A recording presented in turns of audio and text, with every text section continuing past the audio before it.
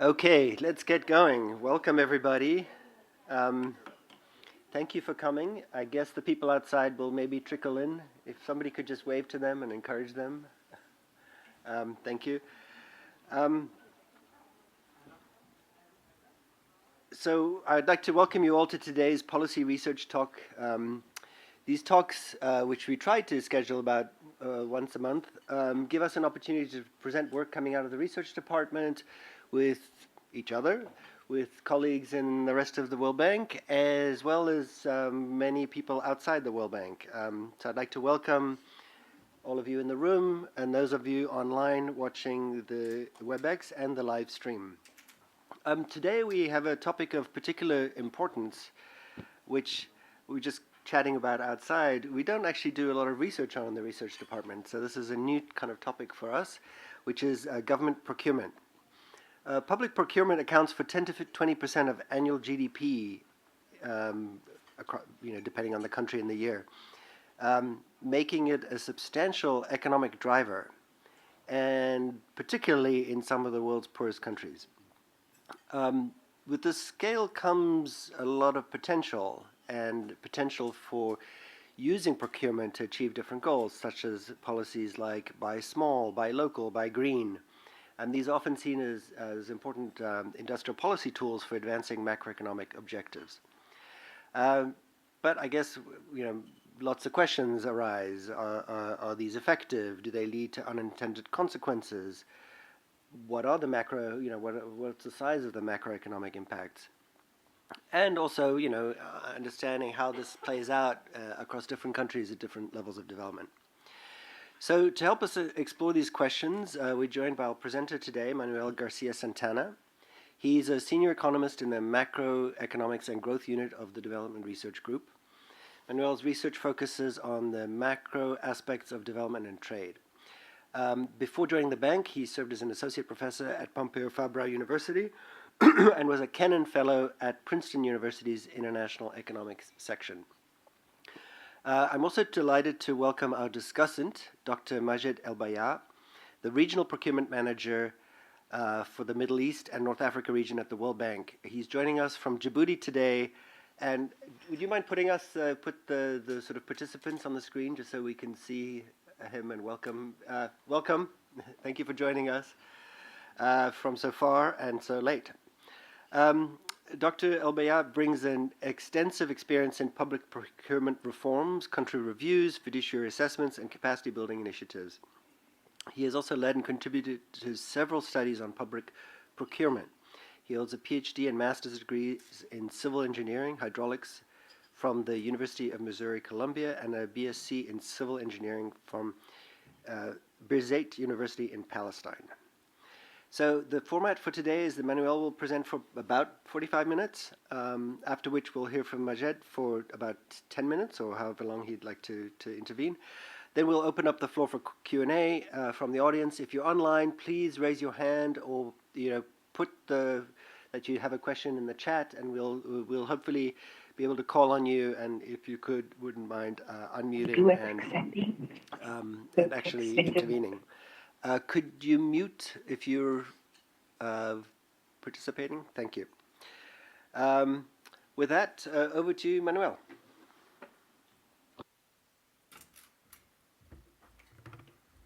Can you hear me? Okay. Thank you, Dion, for the introduction, and thank you all for being here today.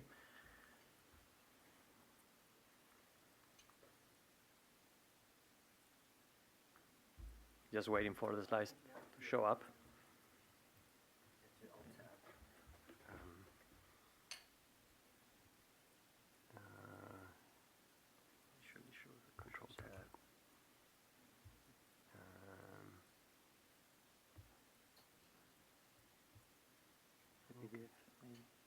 It's this one? No. The PDF?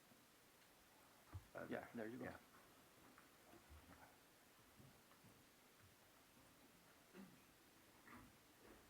People cannot see it there. You update the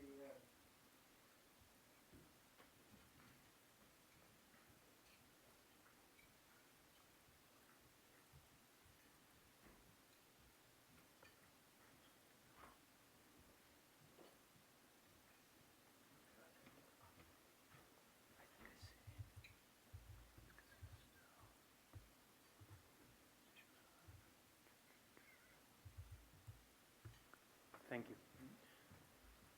Okay, so why is government procurement important? So Dion already went through some of my introduction, so that was very helpful. I'm just gonna be repetitive. So let me first define what government procurement is. So the way you can think about it is governments around the world buy lots of goods and services from private firms. So the cost of all the purchases is government procurement. So feature number one, as Dion emphasized, is huge. It accounts for 10, 20% of GDP, depending on the country and year. Feature number two is spread across the whole economy. So governments buy almost everything. They buy from printing paper to IT services, they build bridges, they buy toilet paper, they buy books, they buy chairs, they buy basically everything.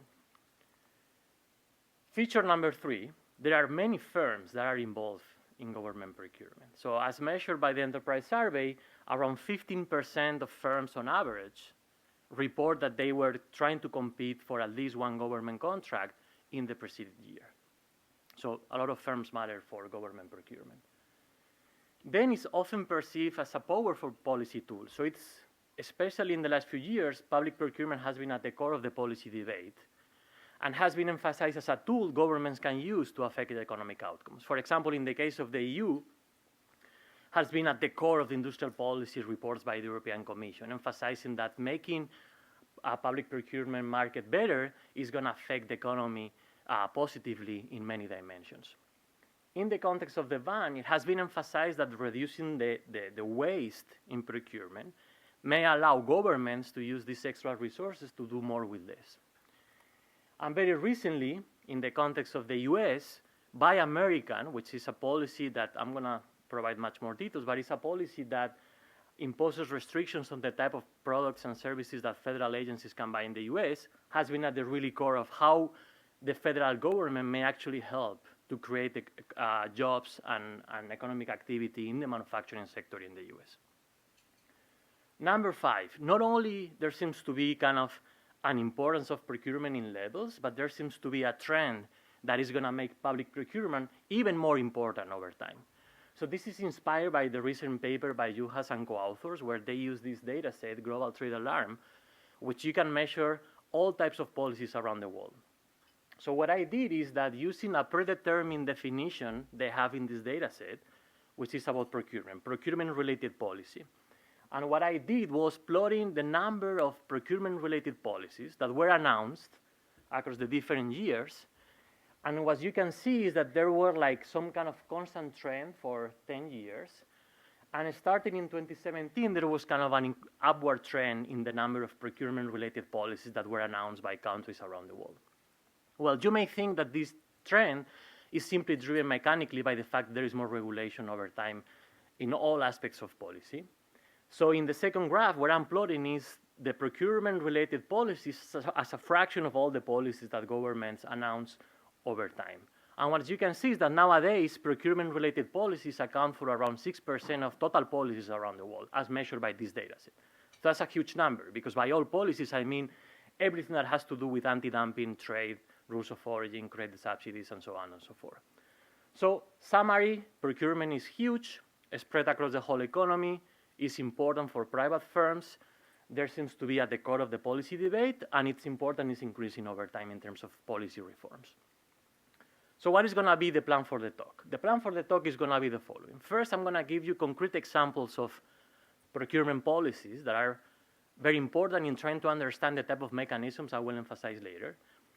The second part of the talk is going to be fixing what is the thought experiment that I want you to keep in your mind throughout my presentation. What is the type of counterfactual we want to have in mind that is going to be helpful for policymakers? Third part is going to be providing you with a framework that I think is general to actually trying to come back to the thought experiment and come up with answers and mechanisms. Then I'm going to focus on two particular applications based on my research with some co-authors, and I'm going to just conclude. Examples of procurement policies. So Buy American, this started, in the 30s, but it has been super important in the last few years in the U.S. administration.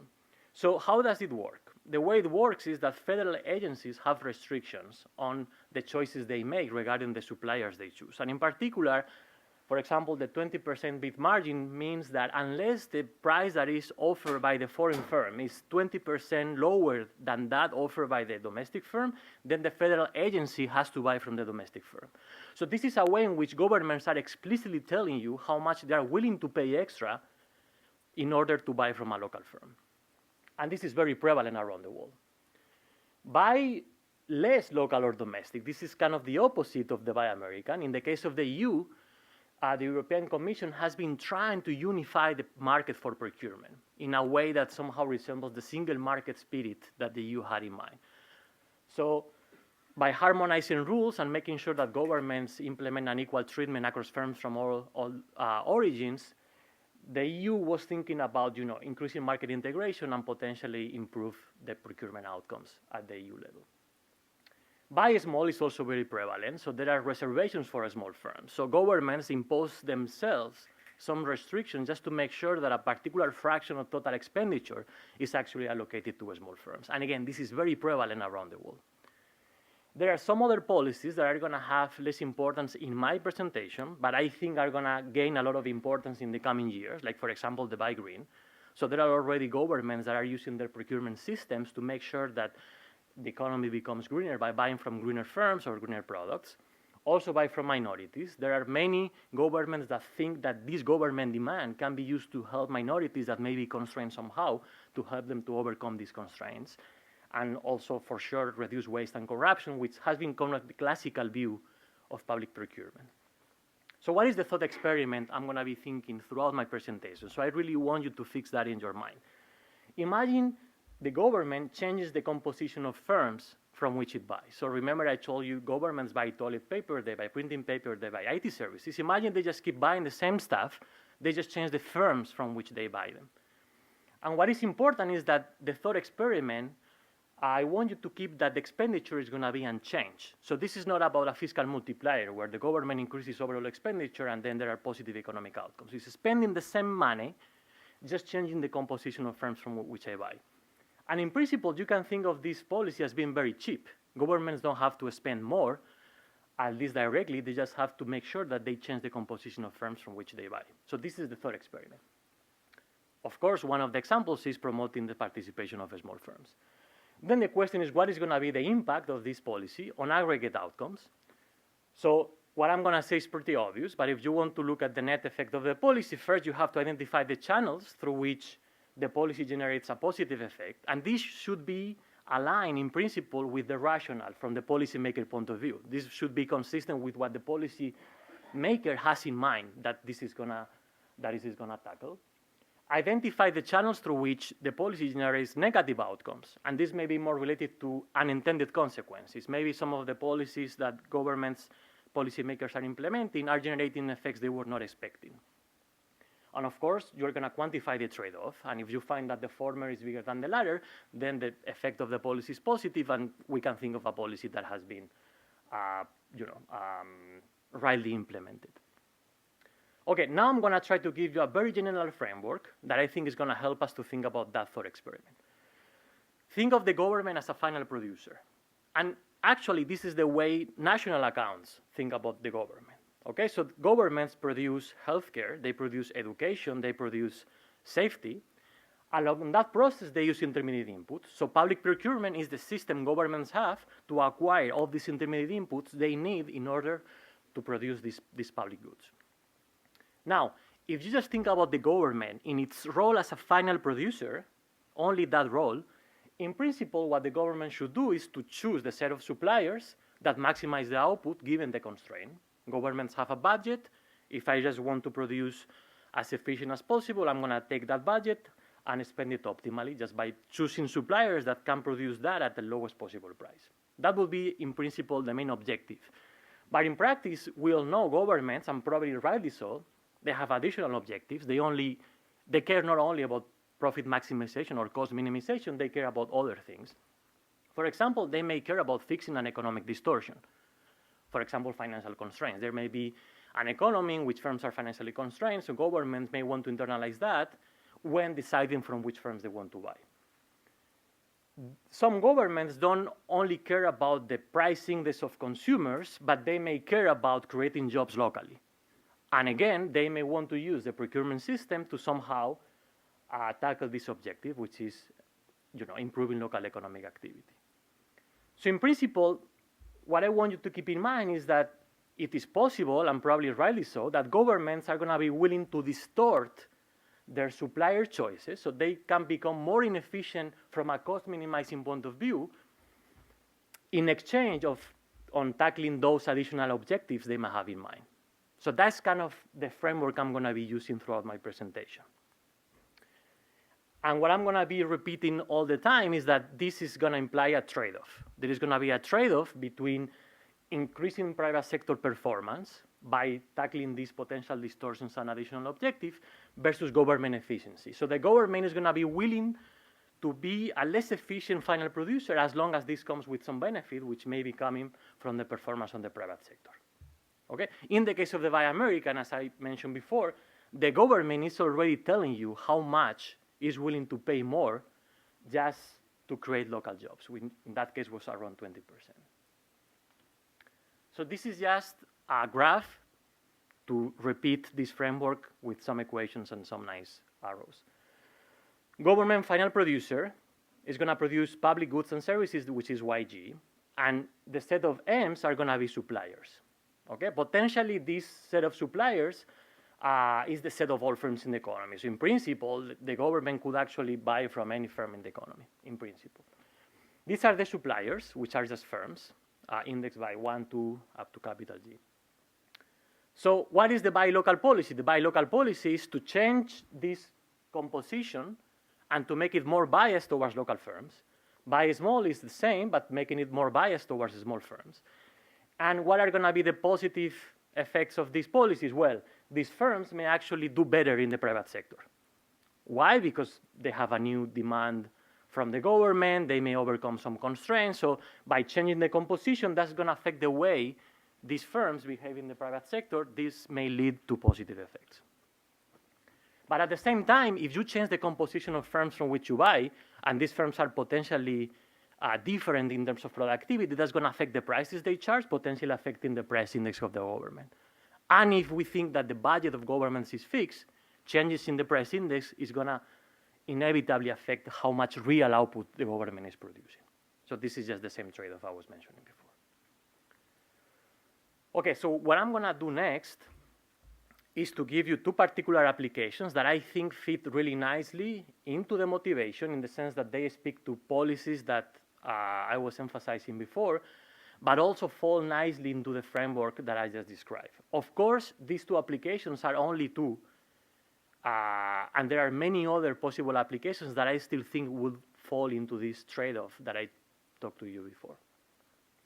So the first application is going to be what are the aggregate effects of buy small policies, which is joint work with Julian Di Giovanni, Preet Ginas, Enrique Moral, and Giuseppe Joan Mas.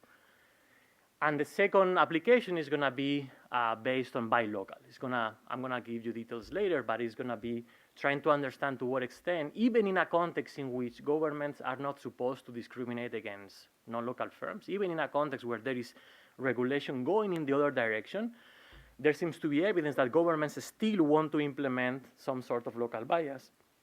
And I'm going to try to tell you what would be the cost of these local bias governments are implementing in Europe. And this is joint work, with Marta Santamaria from Warwick University. So what are the common ingredients other than falling into this trade-off that I was emphasizing before? The common ingredients of these two research pieces are the following. First, all these research policies or these research questions are informed by very granular data on procurement at the transaction level. And this is something I want to emphasize. At the bank, we have access to many data sets, potentially, at the transaction level. What a transaction means in the context of procurement. In the context of procurement, a transaction level data means that we can observe the government agency buying, the product or service the government agency is buying, and the firm from which the government is buying. So this is what I mean by transaction. A transaction is a project procurement level that has been awarded to a particular firm. This is going to give us a lot of information because if we have that information, we can merge it with firm levels, more standard data sets, and we can see how firms' participation in procurement may actually help them in becoming better in the private sector, which is precisely the positive effects I was emphasizing. So in other words, this granular data is going to help us to discipline the potential positive effects that I was mentioning before. Then another common ingredient across these two pieces is microevidence. Using this microdata at the procurement level to say something about how buyers perform, what are the buyers' choices, in this case government choices, and how these choices affect the sellers, which are the firms. And critically, because we want to be thinking about this trade-off and we want to be running counterfactuals, at least conceptually, it's going to be very important to have some theory that is going to tell us how to go from the micro evidence that I've been emphasizing to macro implications, which is ultimately the last objective we want to have. What is going to be the effect of a particular policy in a country's GDP, in a government sector performance, and so on and so forth. So let me jump into the first application. So the question we're going to ask in this particular application falls into the buy small umbrella, but in particular, the question is going to be, what are going to be the aggregate effects of a policy that actually targets small firms very concretely? What is the political context? What is what made us think about this potential question? The context is the following. So all European countries, all countries that belong to the European Union, have to adopt European Union level regulation on procurement. So the European Union comes up with directives about the public procurement system, and all countries have limited time to actually adopt those directives into their regulation. So even though there was no explicit regulation forcing agencies to discriminate in favor of small firms, whether governments or not should discriminate in favor of a small firm was at the core of the debate for many years. Okay, so for example, there was a lot of encouragement to public agencies to divide big lots into smaller lots in a way that small firms would actually participate more often. But there was nothing, a reservation policy, nor a bid preferences as the ones that I show you for the case of Indonesia or the US. So the debate was, should we actually take one of those policies that are prevalent around the world and implement them then in Europe in a way that governments are more forced to buy from small firms? That was kind of the policy debate. So the question we were trying to ask is precisely that. What would happen in a context in which there is potentially positive effects and potentially negative effects? So what we do is we start with a framework, which is pretty standard. It's a framework in which firms are heterogeneous in productivity. So you may think about an economy in which there is firm dynamics. Firms get productivity shocks and they grow out of it.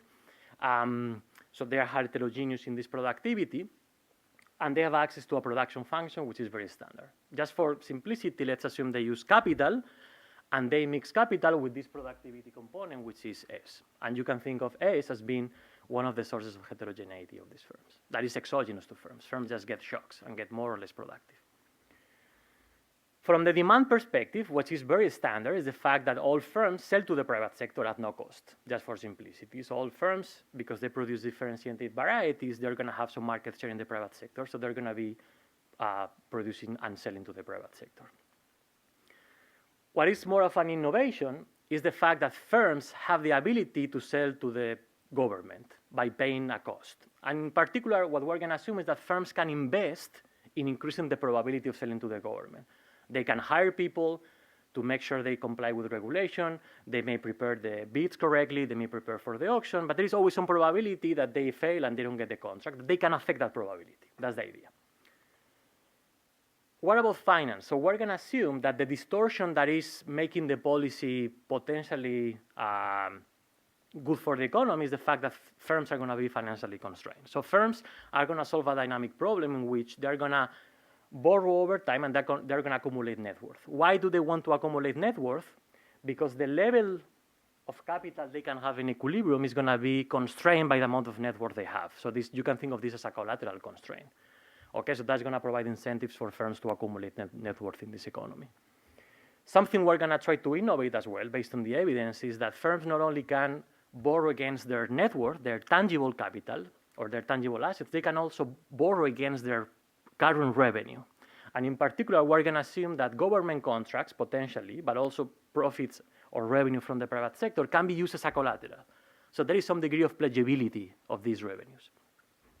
So what are the two main advantages of selling to the government. Why do firms want to sell to the government in this model? First, because there is another source of demand, so they can make just more profits by selling to another demand. They can use those profits to accumulate net worth, which is going to allow them to borrow more in the future, because they're going to have more collateral in the future.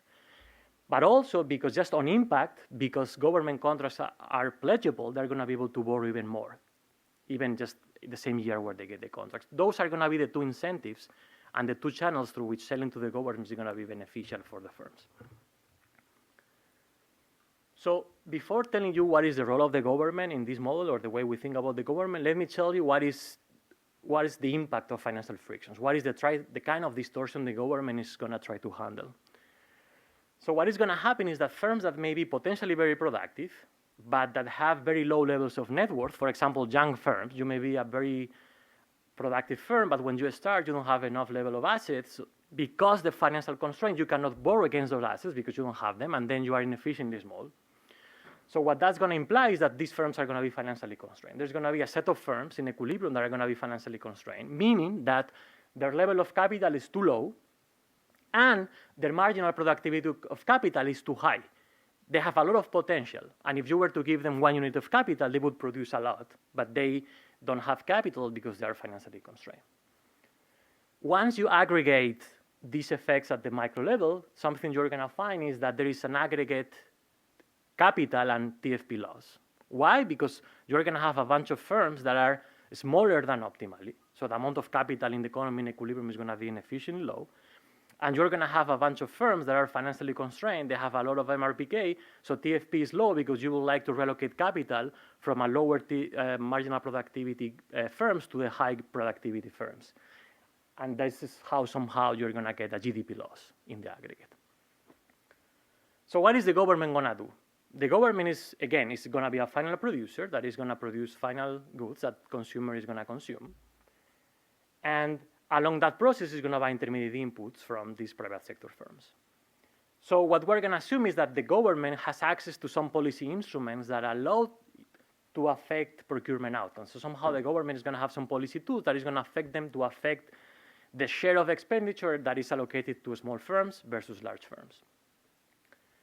And how is that in equilibrium? Well, you may think about the policies I told you at the beginning, or just simply a reduced form way of making relatively more or less costly for small firms to participate in procurement contracts. Okay? And again, the objective, although we're not going to be thinking about optimal policy, but the underlying objective of the government is going to be to change the procurement system in a way that is going to potentially decrease the GDP loss that is actually coming from the presence of financial friction. So in a world in which financial frictions don't exist, then the role of cost minimizer would be the only role the government has in this economy, and then what the government should do is buy from the most productive firms. But because there are financial frictions, there may be a way of distorting the set of firms from which it's buying in order to just attack these financial frictions that emerge from this distortion. So then, same question, but more concrete in the context of this model. What would be the effect of targeting smaller firms more aggressively in this economy? So coming back to the policy context, this would be Spain in the year 2016, where there was no regulation, no explicit regulation in favor of small firms, trying to think about where, if Spain were to implement what the European Commission has been debating in the European Parliament. And the way we do it is by decreasing the size premium. What is the procurement size premium? The procurement size premium is that at a given point in time, you look at what is the average firm size of firms that sell to the government versus not, and what you can find is that firms that sell to the government are on average larger. How much? In Spanish data, it's about 72%. So what we do is to change this policy tool in a way that the composition of firms from which the government buys is more biased towards the small firms in a way that reduces this premium from 72 to 50%. This is our counterfactual. And of course, this is very arbitrary, but the point we want to make is that this seems like a very cheap policy. It's just changing the composition a little bit of the firms from which you buy, keeping expenditure unchanged. Again, same trade-off as before. How does the trade-off operate in this model? Well, what is going to be the positive effect on the private sector? The positive effect is that when firms become government suppliers, they're going to be able to overcome these financial constraints faster. Why? through the two channels I mentioned before. They're going to make more profits because they have a new customer, so they're going to sell more. So they accumulate those profits so they can actually have more capital in the future and borrow more in the future, but also directly because these government contracts have pledgeability. So that's what it's going to do, is to make the self-financing channel more powerful. What is the self-financing channel? The self-financing channel is a channel emphasizing the macro development literature, where even in the context of financial constraints, if firms who are productive today know they're going to be productive tomorrow, they're going to accumulate assets over time. So at the end, the aggregate effect of financial constraints is going to be lower than in a context in which firms cannot accumulate capital. So what the government is doing in this case is accelerating this self-financing channel, making firms to overcome constraints much faster. What kind of evidence do we have in the data that actually tell us this may be going on? How do we discipline this positive channel? Here I'm just showing you what is the effect of becoming a government supplier in the data. And as you can see is that credit goes up by around 6%, and the effect seems to be persistent. Okay, so firms seem to be able to borrow more even after the duration of the contract. What I think is very interesting, and speaks more directly to one of the mechanisms I was emphasizing before, is the fact that 100% of the effect that we find is coming from a type of credit that we call non-collateral credit. Non-collateral credit means that in the credit registry of the Bank of Spain, you can see what was the collateral that was used for the firm in order to get that loan. And we know whether the firm used some tangible collateral or not. So what we find is that it's not the case that on impact firms use their capital to borrow more after getting a procurement contract. It just simply seems to be the case that firms use those contracts as collateral to actually get more credit. And what I think that is even more interesting is that when you look at the tangible collateral type of credit, there seems to be no effect on impact. It's only later on when firms seem to have accumulated enough capital to actually use that collateral credit to grow. So this is speaking directly to the self-financing channel. On impact, firms get a contract, they seem to borrow more from this non-collateral credit, and at the same time, they accumulate capital that allows them to use that capital as collateral in the future. So this is the type of discipline that is going to help us identifying the strength of the self-financing channel. There is much more in the paper. This is just a summary. So what about total sales? Total sales seem to increase on impact. This seems obvious. Firms get a contract, so total sales should increase. Two interesting things. First, the effect seems to be persistent. So even when the contract is gone, there seems to be a positive effect of around 2% in total sales. What I think is more interesting is that when you look only at private sector sales, which is kind of the object of interest in the trade of like what is the performance in the private sector, we see there seems to be a crowding in of around 2-3% after 4 years, despite the fact that on impact there seems to be a crowding out. So what is the reason for this crowding out, which by the way has been found in other contexts by some of our colleagues at the World Bank? The reason why there is a crowding out in the data and is also generated by the model is because selling to the government allows you to borrow more, increases your borrowing capacity, but it doesn't solve the constraint completely. So you can think of this as in the short run, firms are financially constrained, so if they want to sell to the government, they have to decrease a little bit how much they sell to the private sector. But precisely because of this self-financing channel, firms have the ability to grow and accumulate capital that is going to allow them to actually have a crowding in after 4 years. So there is a negative effect that we find from the model that is hard to link to any data evidence, but I'm just telling you because it's operating in the model, which is the fact that big firms, those that seem to be negatively affected by the policy, those that are now less likely to obtain contracts, seem to accumulate less capital in equilibrium. What is the intuition? The intuition is that one of the reasons why firms accumulate capital in this economy is because they want to make sure that in case they get a demand shock, they are not financially constrained. So they do it the kind of precautionary savings type of mechanism. In a context in which big firms know that the likelihood of obtaining a contract is lower, they just want to accumulate less precautionary savings. And that's why in equilibrium, there is less amount of capital. This is something that is kind of an unintended consequence. Unintended also from the point of view of the researcher, because this is not something we were expecting, was not obvious to us, but that seems to be operating in the model. So the overall effect in the private sector seems to be positive, and we think is huge. Again, just by changing the composition of firms from which governments buy a little bit, you can get an increase in real output of the private sector of around 1.2%. We find that to be very high.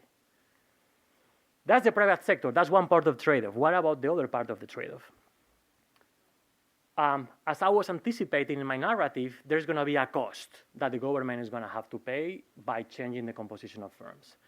And the idea is that by targeting small firms, and then we can think about what would be alternative ways of implementing this policy, but just given the way we seem to see that governments do it in reality, by pulling from the set of firms that are small, governments are actually end up buying from firms that are less productive on average. They may buy from firms that are small because they are very constrained, but also from small firms that are small because they're unproductive. So at the end of the day, what it's going to happen is that governments are going to end up paying higher unit prices for their purchases by buying from more small firms.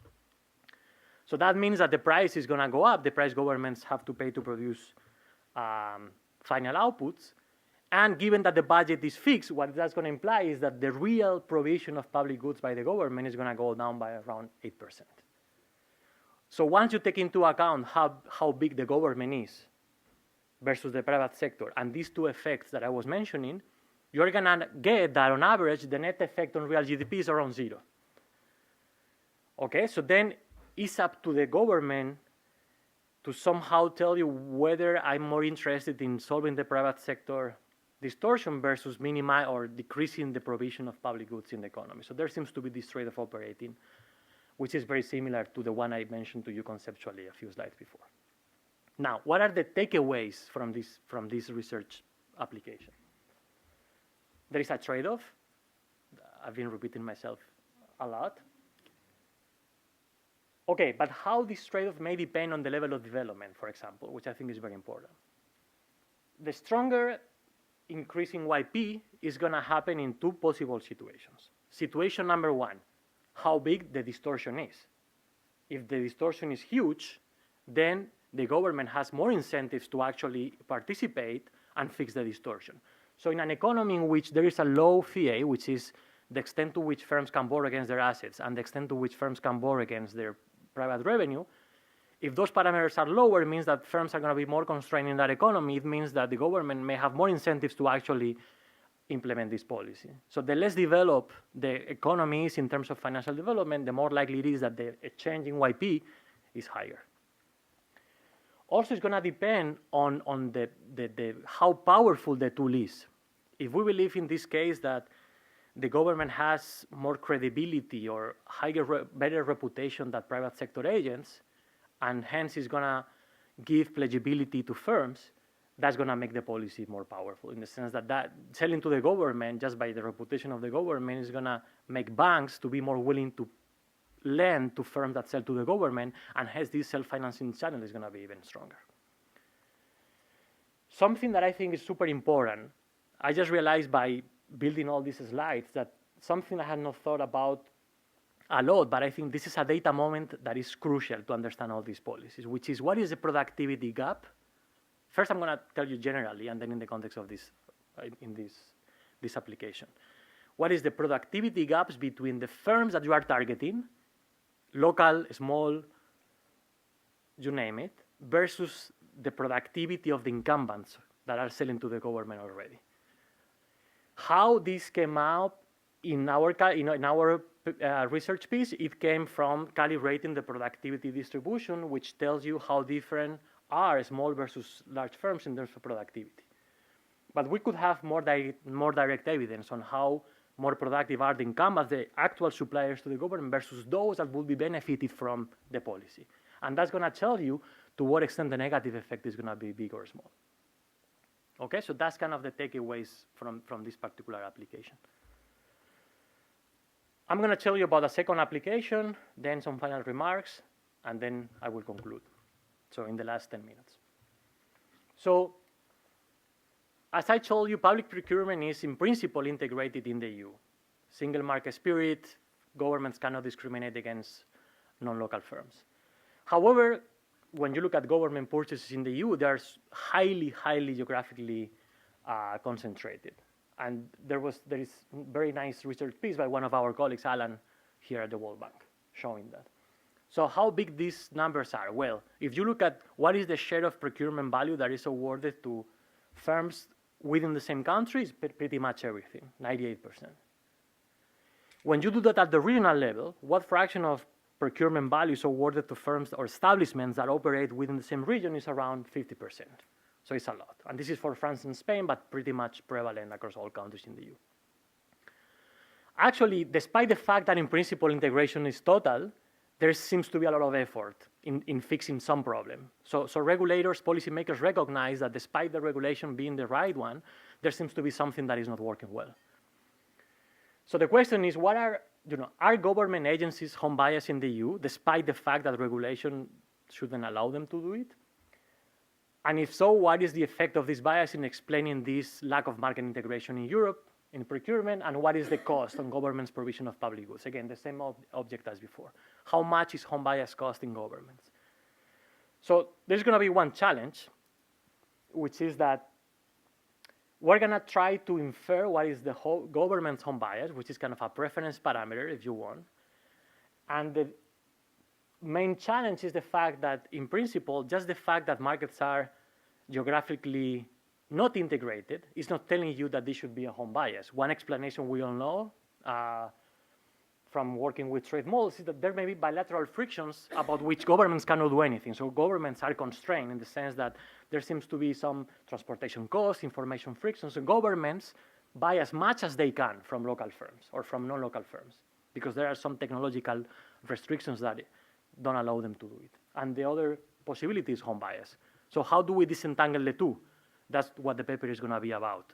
And actually, the policy implications are very different. If we believe that the problem of the lack of market integration in Europe is number one, then the EU is doing the right thing, which is increasing information flows, making sure that there is good infrastructure, making sure things are advertised, and so on and so forth. If we think it's about number two, then it should be about making sure governments comply with the regulation more strongly. So two novel strategies to identify home bias. I'm going to be super brief on it. And then we're going to use a structural model to tell you, given that estimated home bias, what is the effect for market integration and what is the effect on the provision of public goods.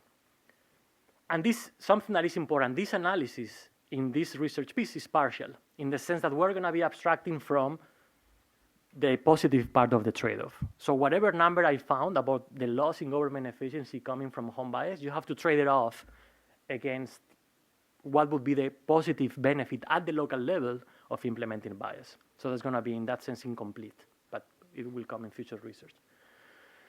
Okay, two hypotheses, two strategies to identify home bias, very briefly. The first one relies on the hypothesis that home may have a different meaning depending on the type of government you are. If you're a local agency, then home means municipality. If you are a regional agency, then home means the region. If you're a national agency, then home means the country. So in principle, the hypothesis is that subnational governments are going to discriminate against firms from other regions, but national governments shouldn't care about the specific region from, where the firm is from, as long as the firm is from the country. So this is just to give you an idea on how different types of governments behave differently. So this is local expenditure shares at the region level by government agencies based in each of these regions, but those that are subnational. So these are local governments, subnational governments, regional governments, and those are national agencies. Take the case of Barcelona. In Barcelona, there are 3 or 4 different types of police. You have the local police, the regional police, and the national police, and all of them coexist. All of them have headquarters close by. All of them buy printing paper, and in principle, all of them have the same market access around Spain.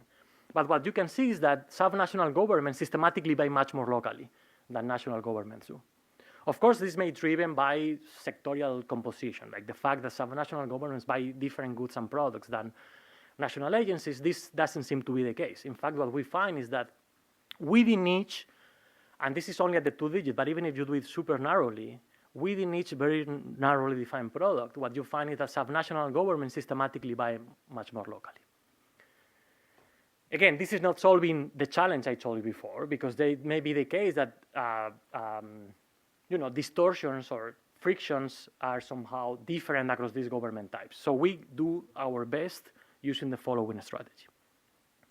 Imagine you have just this data, which is you have the regional police in Barcelona buying printing paper.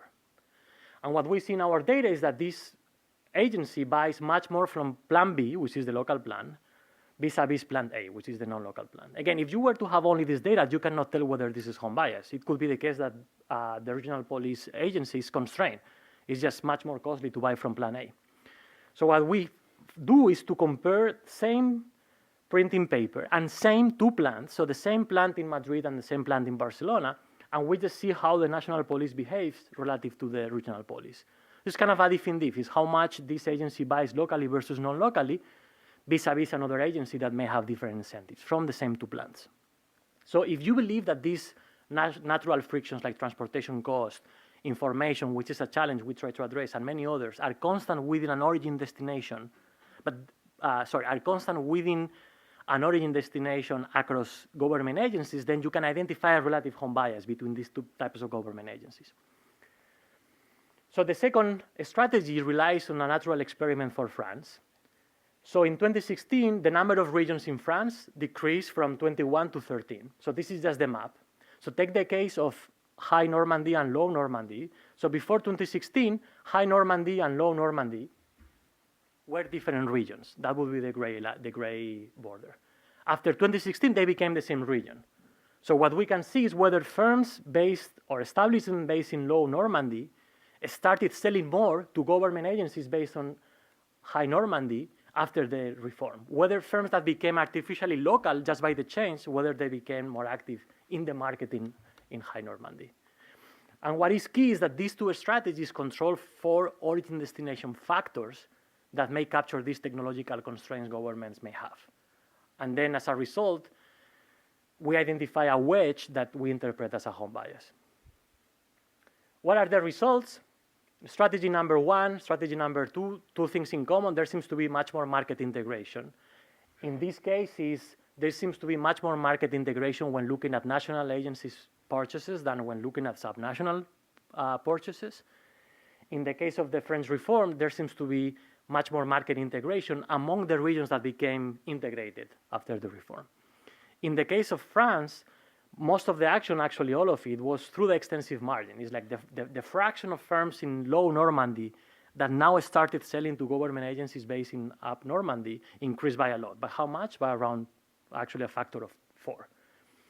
And what is interesting is that actually, even though here we are not relying on comparing governments, there seems to be the case that subnational governments react much more than national governments do, which is kind of consistent with the other strategy in which we were taking that hypothesis as given.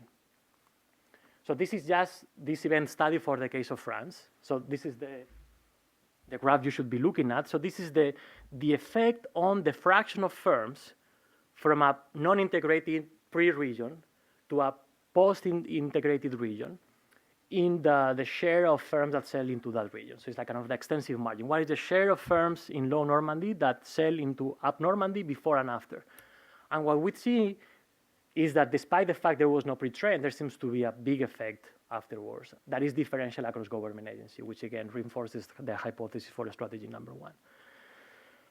So through the lens of the model, we take a trade model that maps these home biases into changes in trade shares, local expenditure shares, and that also is linked to the price index of the government. And what we find is that even though we don't have direct information on prices, that's one of the limitations I will emphasize later, through the lens of the model, this expenditure share inform about what is the cost in the price index. And we get that the home bias that we estimate is costing governments around 8% of their production.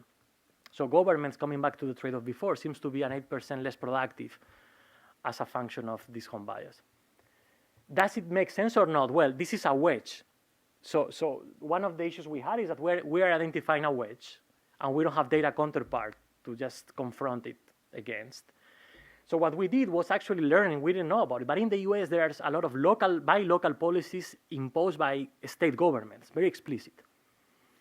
And what we find is, for example, in the case of South Carolina, we find an 8% preference for local firms. And this maps very nicely into our result, because the South Carolina state government is explicitly say, I'm going to be willing to pay 8% more as long as the establishment is from South Carolina, of course, it's not exactly the same object. Of course, it's not the same context, but this is saying that we're finding, in terms of magnitude, something that is not crazy. So main takeaways, governments seem to be more locally biased than as reflected by actual policy. So this means that this may be a lower bound in the cost of the existence of home bias. If we were to do this in a world in which there is, on top of this underlying home bias, more regulation, maybe the effect's even bigger. So reduced from evidence plus structural models, significant cost in terms of provision of public goods. And again, here the key is what is the productivity gap between the firms you are targeting, in this case local firms, versus the firms that are already selling you, which may be potentially the foreign firms. If foreign firms and local firms are similar, then it doesn't matter. The reason why I'm emphasizing this data moment a lot is because I think it's relatively easy to measure in the data. With procurement data, it shouldn't be that difficult. If you have unit prices, you may know in equilibrium what is the price paid by governments to different types of firms, come up with an estimate on how different these prices would be if you were to target firms that are observationally equivalent to the ones that you have already in your sample. Few questions that are open. Why are governments locally biased? Potentially because of many reasons. So in some work with Maria Arnal, we actually were trying to implement a pilot survey to procurement officers in Spain, just asking them first whether they perceive their purchases to be as locally biased as we can see in the data. So something nice is we can check what they say with our administrative data and see whether at least they're aware of what they're doing. And just trying to ask them what are the reasons why they want to emphasize local economy. Maybe they think this is the proper way to do because it's greener, just to see what do they have in mind. So far, we failed badly. So we sent out this survey to around 4,000 procurement officers, and we had a response by 30 or something. So like the response rate was pretty low. So, but that I think this is, I think connecting this type of, just to see how policymakers think in procurement it would be important. And then something that seems to imply from these findings is that governments should buy more from non-local firms. Governments should import more. Buy American makes no sense. Government should go and buy from other countries. But this may not be as obvious. So something we're exploring with Devaki and Bob is whether when we actually see governments buying stuff, whether we see that they pay more or less relative to private sector firms. It may be the case that as importers, governments are not very efficient for some reason, because they don't invest enough in finding suppliers, because they just get long-term relationships that are sticky. For some reason, even if they were to import from abroad, it is not clear they would have these productivity gains that I'm inferring through the lens of my model, because I'm missing some technological restriction that I don't have in my model. So this is what we're trying to implement with Devaki and Bob. So I'm a bit late. Coming back to the trade-off, relatively extensive evidence on the former. So I think we have a lot of evidence trying to see how firms react after the shock. We have very little evidence on the direct effect on prices. So everything I told you was relying on the structure of models and some micro data, but it would be great to have this more direct evidence on prices. And just for the sake of time, I abstracted from topics that I think are super important, and I think will be coming in the future by many researchers within and outside the bank. Thanks a lot for your attention.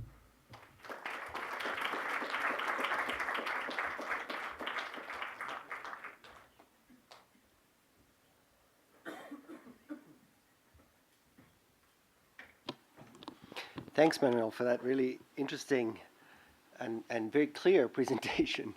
I feel like we all learned a lot. I certainly did. For now, let's turn it over to our discussant, Majed. Can we put the meeting on the screen?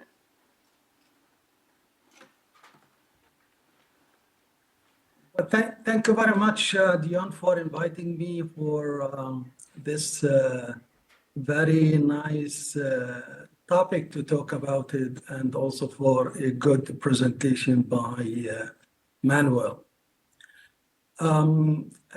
As we can all see, procurement is really becoming a strategic function in the recent years.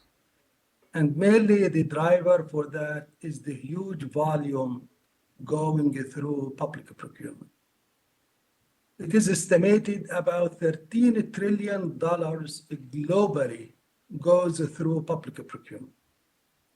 And that's what really is attracting many researchers in the recent years to really tackle the procurement aspects. Now, in the past, the procurement was more tactical function. But with the introduction of the electronic public procurement, where data can electronically be generated, and with many countries that have the EGP, the data became available to researchers, and they start to really see the value and the beauty of analyzing procurement. And let me use a term I personally generate, which is the procurometer. And this is really a measure of how, in my view, how procurement is becoming more and more a strategic function. So the more we see people like Manuel, Economist, getting into the procurement data and they start to analyze the data and publish paper, the more we understand the procurement is becoming a strategic function. And I can tell you that we are really today in very great position in the bank and globally, where senior management in the bank and outside the bank, they talk more and more about the procurement because it is really obvious being a tool to address country policies and the global goods in different aspects. And here, Manuel, he talked about two aspects, buying small and buying local. But there are many areas that researchers and the procurement specialists talking about it these days, including the World Bank, where we stress on different aspects, like the sustainable public procurement and the domestic preference. Now, with this, when you talk about these aspects related to policies, we need to be very careful when we use the data. The data in electronic form is good and available, but if it is not really vetted and not reliable, it would lead to the opposite results. And I can tell you with our Economist, when I was with the global unit in prosperity, we studied the impact of a procurement on cross-country trades. And we use, the economists, they use government data that available on the websites. And unfortunately, the results came in the opposite direction, where it shows, for example, that if you join the government procurement agreement, then the cross-country trade will be going in the opposite direction, which is not expected. So we knew that the data set we are using, it's not accurate. Unfortunately, many economists, they use these data, and there are many papers based on this data in the literature. So it's very important that we vet the data. Now, coming to the two subjects that Manuel tackled, which are really trending these days in many countries, and mainly because super countries, developed countries, they are really using and bluntly in public advocating on using them. For example, buying local, hiring local, buy Americans, hire Americans. You hear it everywhere. You go to India, they use Make in Country Act as a preference. And many other countries, they use these kind of things. Now, using these aspects, would have impact, as Manuel mentioned. And there is a merit for government to use any of those policies to address certain needs in a country. So for example, when it comes to sustainable public procurement, a government could be concerned with a certain group of people within the country, and they would like to give them a preference so that they can really help them in these local communities to live better life. So they can give them a preference. And you have small and medium enterprises, women-led small and medium enterprises. You may want to encourage women to get into the market more and more and more. So yes, there are merits on it. However, and I heard it from an economist that we need to look for value for money for policy we use it. So when a country like Spain set 8% and they agree to pay 8% more, well, someone would need to say why I used 8%, why I did not use 20%, and why I did not use 2%. And I think it is very important to look at the aspects of value for money. Now, when we talk about value for money, it's not enough to talk about the money, because there are other aspects that benefit, and the economists with the specialized people working together, they can really factor in to find the beauty of setting these policies. And in some countries also, they have these kind of policies targeting their local suppliers, but it may be hurting the local suppliers. They may discriminate among the local suppliers. They think they are doing it in the right direction, but it has a negative impact on the local suppliers. Now, that is really an aspect, but at the other hand, we need to look at issues that impact the project implementation when it comes to public procurement. So for example, we in the World Bank, we see when you have small contracts and the government does not have really enough capacity, you will see lots of delays in these contracts. So one way management is talking about it, okay, how about we lump sum? We lump these smaller contracts into bigger contracts so that the efforts we are doing will be similar, and we're gonna push lots of money going through. So you could see some contradicting practices when we talk about government procurement. So I'm citing this because it's important to look at the policies, and it's important to look at the analysis of the data, and our economists can really help us in doing that. One time I asked an economist, the vice president, what do you think procurement has to do with the firms, with the private sector? And he answered by one single word: growth. So when we talk about policies that address small, we are looking for those small firms to grow and get into the bigger market. And that is really something maybe the economists can help us in doing that. What I wanted to conclude with is we are very glad that we are tapping into research area now in procurement, where we see it as a strategic function. However, we still need lots of research and studies in this area, as Dion mentioned, that this is a new area for the economists to really research and study. So I'm just throwing in some areas that can enlighten your thinking.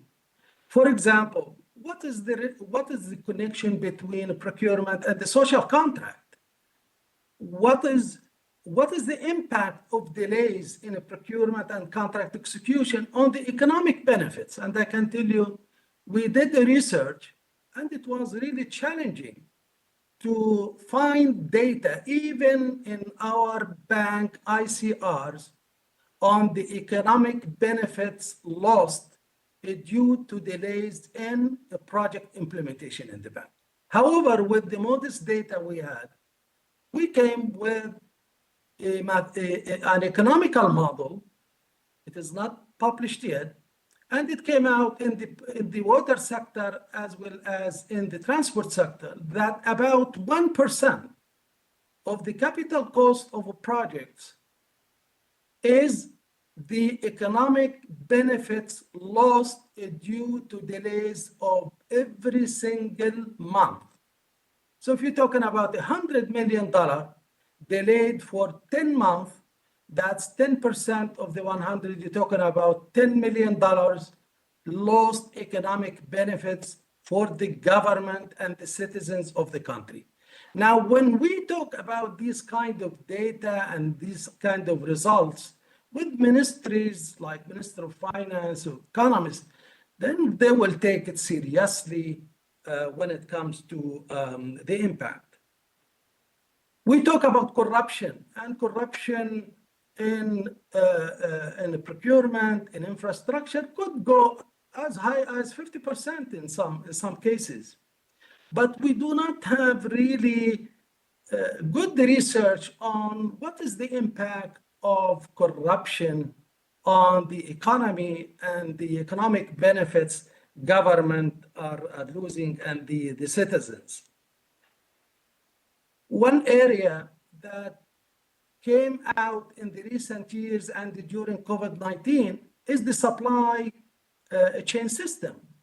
And if you have inefficient supply system, that is impacting on the benefits and the prices, and all what we are talking about can really have different trend when it comes on the analysis.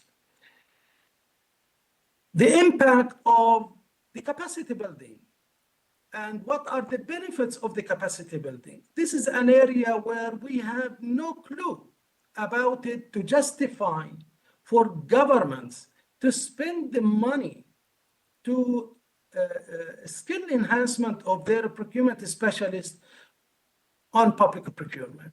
They are spending money, but we are not telling them what is the economic benefits from doing that. And thus, they are pushing back some countries in borrowing to do capacity building.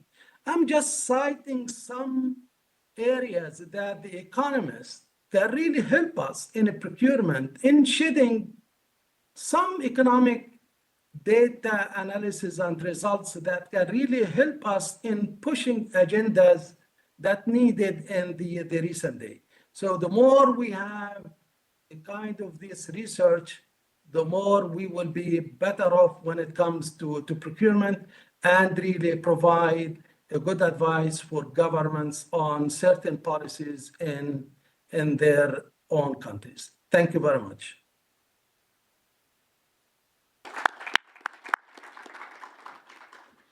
Thanks, Majid. That was really great to hear from you. Both some reactions, but then also some ideas for future research. I think I am going to ask you to maybe respond a little bit, but just to remind people, if you're online, please raise your hand or just indicate in the chat that you have a question if you'd like to intervene. Maybe before, and if you are in the room and you'd like to ask a question, we would ask that you use the microphone so that the people online can hear you. Let's add some questions, and then maybe do another round, and maybe Majid, I'll come back to you after we've had some discussion here, and maybe if you have any further thoughts. So let's take a couple of questions from the room, and then I don't see anything online yet, but we'll go there. So, Miriam. Yeah, hi. Thank you for a great presentation and a great discussion. I'm Miriam Brun from DECFP. So I have a question about using procurement for small firms. You mentioned that sort of governments try to target market failures and sort of, use the procurement to alleviate the market failure. But in some sense, that seems to be second best. Like with the example of collateral, like why not save the money and implement like movable collateral registries or sort of directly address the financial constraints? I was wondering what your thoughts are on that. Hi, thank you for a great presentation. I actually have the same question. I mean, your textbook thing is you don't eliminate distortion by creating another distortion. I mean, so maybe it seems like a very inefficient way of doing it. But I take it that what you're saying is, I mean, people say it's bad to do like small firm preferences.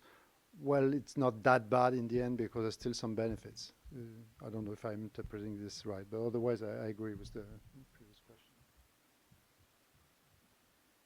So I have a question about some of the results from the buy small part of the presentation. So the question is, how different is the effect of winning a contract with the government to winning a contract with another firm?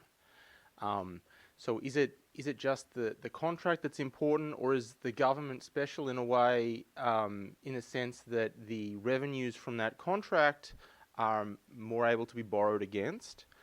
And sort of a follow-up is, how does this change depending on the firm and the government? So is it the case that if you get a contract with a large, reliable, multinational firm, that's similar to selling to the government? And then also, if the government is, some governments pay their bills on time and others do not. So if you're selling to a government that maybe is in arrears, is that similar to selling to a less reliable company? Thank you. My name is Alberto Noguez. I'm in Deck B, and thank you, Manuel, for this presentation. I think it's very ambitious to jump from micro to macro into procurement, and it's very helpful, but I have a lot of questions.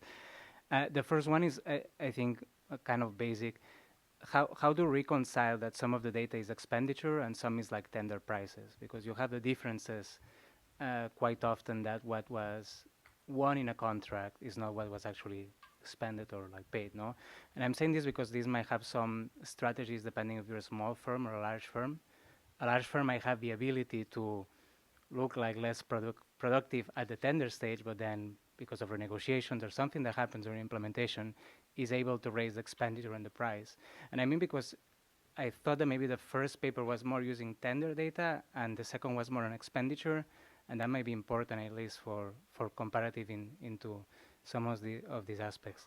And the second part also is that, although it's interesting, the composition that you can like switch. We know from procurement that there is not that much competition. There is not that many firms that compete within one market.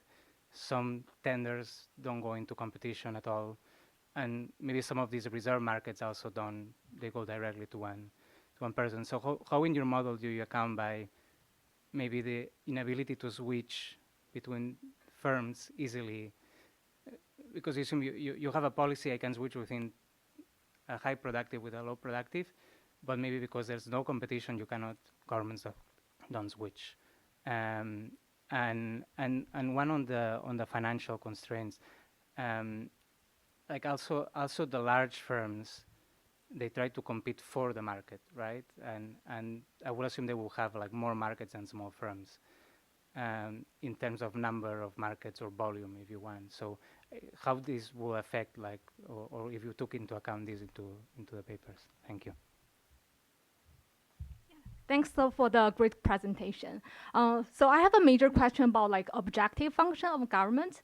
So like from the macro perspective, we can think government as like try to minimize the cost. But if we think or talk to people in the like local government, maybe that's not. They're like a local public procurement specialists, their perspective, their like objective, right? It's not in their KPI that try to push them to minimize the cost in the sense. And a lot like it depends on the like what's the structure of the public finance. If like they got funding from the central government, they usually need to run all those budgets by the end of the fiscal years, which is super common. So I'm like thinking how to from micro level to aggregate to macro, like a macro level, that's objective function still holds, and how that will affect the overall results for the papers.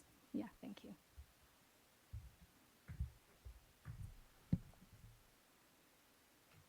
Hi, Manu. So you were saying that you expect the tool to be more powerful perhaps in developing countries because financial constraints may be larger.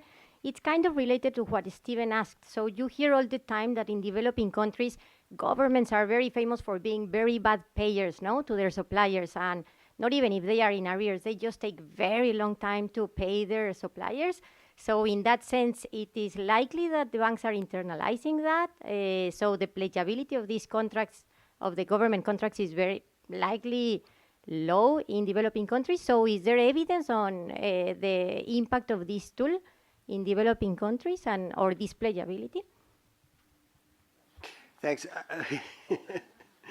Poor Manuel. That was a long list. If there's time, we'll open it up again.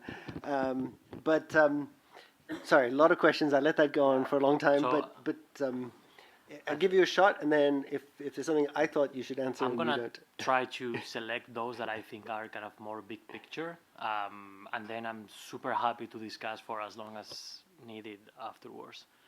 So, Majid, thank you so much for the discussion. I couldn't agree more with all your comments actually. So I selected two of the comments that you made that I think are particularly important. One is project implementation. And this is something that we have been abstracting completely in our research, in the sense that our models are able to capture these policies in a reduced form way, but we are aware of all the issues that appear when it comes to implementation. Like somehow governments are not only final producers of inputs, but they actually may be constrained in the way they can implement these policies. And the same policy written down in regulation in one country may have very different effects than in another country, depending on the ability of governments to implement it correctly. And that's something that we really have to think more about. There was the issue of renegotiations. We're aware that renegotiations are a very important issue in procurement, and so far we haven't been able to incorporate these renegotiations in our models, but I think it's something that is clearly limiting the credibility of our results. So we wanted to start with something that abstract from all the details at that level and somehow provides kind of the first information about the main trade-offs that may be in place. I think a super important question is the one raised about the second best. Disclaimer, this is not by any means a research process in which we come up with, okay, there are financial distortions in the economy, we're going to try to convince you that procurement policies are the ones that are going to fix the constraint in the best way. Our approach at the beginning was more kind of a positive approach. These are the policies that are around. Every single government seems to be doing so. And when you read the regulation and the reasons, the rationale for these policies, financial friction is at the core of this rationale.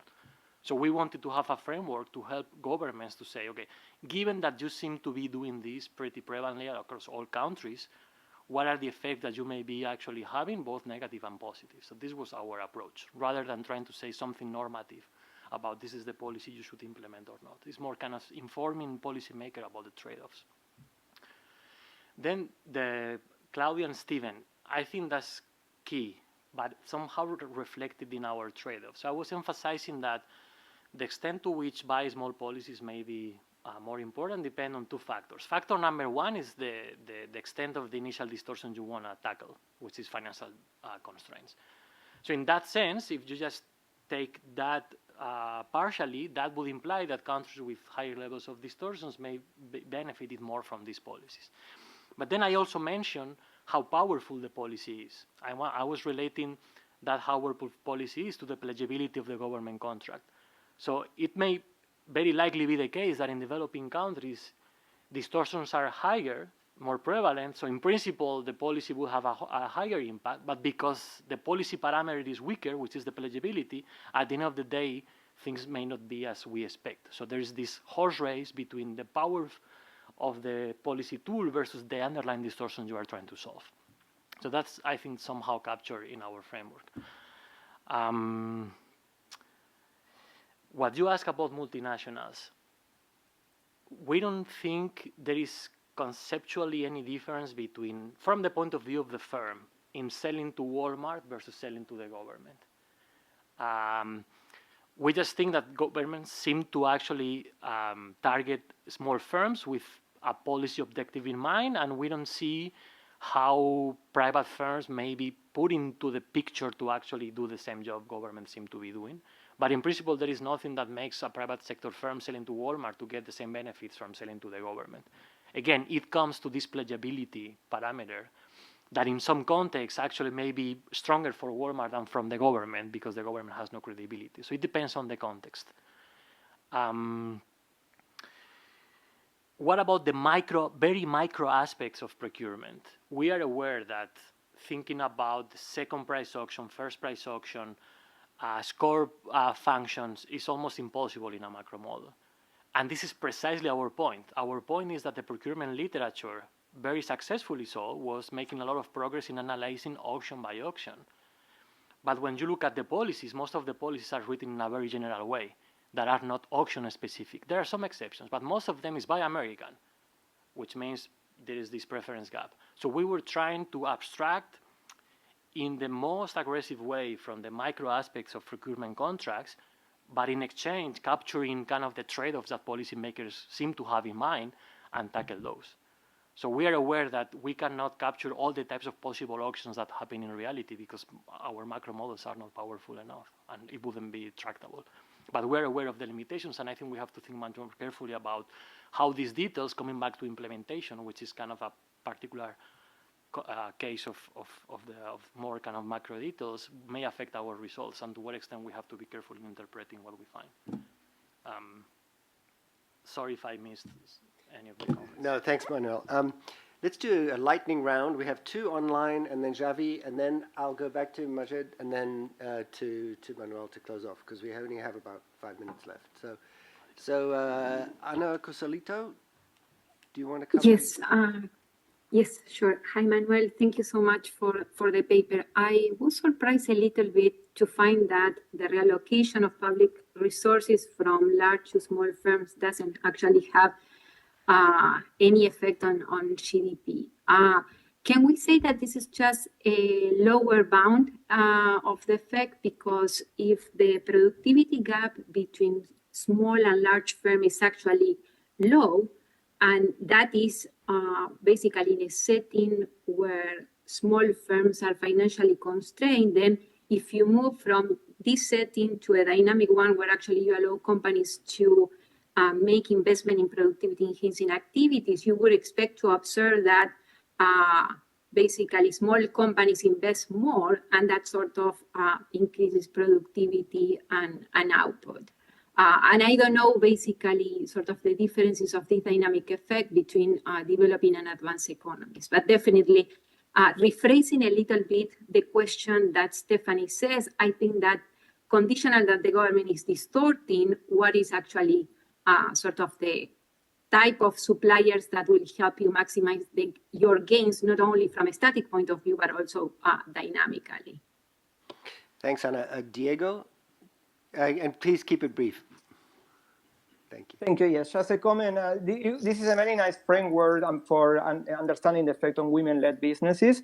First, because on the left side of the trade-off, gender norms perhaps are a constraint as big as financial constraints or correlated, but might not be easy to address it directly. And second, on the other side of the trade-off, I wonder if you can use productivity as a sort of index, taking into account the other conditions that are relevant for procurement, as Majid noticed, as punctuality, responsibility, and quality of products. No? Thank you. Thanks. Xavi, very quickly. Very quick. So you focused on these policies reflecting changes in the probability that a firm will be selected. So like buying local, smaller firms having high probability. But I wonder, more broadly, how you structure the procurement. So you mentioned actually, reducing dividing the what you want to buy into different contracts so that smaller firms can. So basically, it's about also reducing the cost of firms to apply, right? So eliminating red tape. I mean, what are the constraints there? And also again, controversial, but tackling the the liquidity constraints, I mean, there could be, something like advances, but then, of course, if you provide too much of an advance, then, the firm can basically, but again, thinking more broadly in how you structure these procurements so that, you target the right firms, I guess. Thanks, Ravi. Majid, did you want to come in with any last comments before I give the floor back to Manuel to close out? Thank you very much. I think the last comment, maybe I can comment on it because it's a procurement process. But as Manuel mentioned, there are different ways of addressing this buying small and also buying local. One way is to set aside a certain percentage of the budget where you would say the competition will be among only small and medium enterprises, for example. Or you would say small and medium enterprises led by women. So big firms cannot compete. If the firm is not led by women, cannot compete. So this is one way. The other way is you give a preference, like you are willing to pay a little bit more just to address women-led SMEs. So if they offer you a higher bid, you may accept it being the winner within a certain percentage. Now, this has a merit. The government in its policy has a need to address that. If, for example, you have 90% of your firms are small and medium enterprises, and you have 10% are winning 90% of the contracts, then basically there is a distortion in the private sector, and you need to work to address the small and medium enterprises for growth. The same when it comes to social aspect. You may have certain aspects. I tell you one example. In war areas, you have lots of people die, and then certain communities will be vulnerable for economic growth. And if you do not really give them a preference in the procurement in these local communities, then people can come from outside and take the contracts. And I can tell you one good example here is in Florida when there was a hurricane. The president at that time limited the competition to only bidders within the state of Florida to address a need in that state. Thank you. Thanks, Majid. We've reached time, so I'm going to give Manuel the chance to respond, but you don't have to if you don't want to. No, this is kind of a general answer to the specific question by Anna. Just here, I was trying to show you one particular application in which it seems to be that one of the objectives governments are trying to tackle by buying from small firms is attack financial distortions. This is not by any means trying to emphasize that this is the only channel through which the results may be affected. This is not the only channel through which we think governments may help or not help the economy. This idea about firms making optimal decisions on innovation and R&D as a result of becoming government suppliers, we think is very important, and we're just abstracting from it in this particular research project. But we think there are many channels through which this may happen. I'll leave it there. Thank you. So thank you all for joining us today. Thank you, Majid, for joining us from Djibouti, and Manuel for the presentation. The event is recorded and the materials will be put online. I also want to take the opportunity to encourage you to use our newest toy, which is the Deck Decoded podcasts, of which one of Manuel's papers is going to be uploaded very soon. So you can use the QR code to, if you're on the World Bank intranet, you can download these podcasts based on various papers, including Manuel's. So thank you. Thank you very much. All the best.